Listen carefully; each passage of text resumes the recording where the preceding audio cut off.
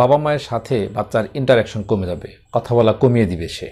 এবং একটা টক্সিক সম্পর্ক বাবা মায়ের সাথে তৈরি হয়ে যাবে। আপনি আপনার বাচ্চার ভালোর জন্য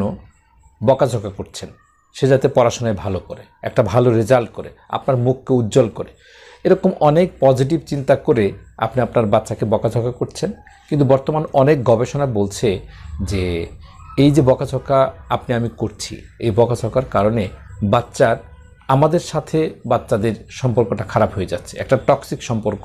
তৈরি হচ্ছে। আমাদের সাথে বাচ্চারা ইন্টারাকশন কমিয়ে দিচ্ছে, কথা বলা কমিয়ে দিচ্ছে, এবং দেখা যাচ্ছে যে বাচ্চারা আমাদের সাথে যখন কথা বলা কমিয়ে দেবে, ইন্টারাকশন কমিয়ে দেবে, স্বাভাবিকভাবেই সে তৃতীয় কোনো জায়গায় কথা বলবে বা তাদের সাথে সম্পর্ক গড়বার চেষ্টা করবে।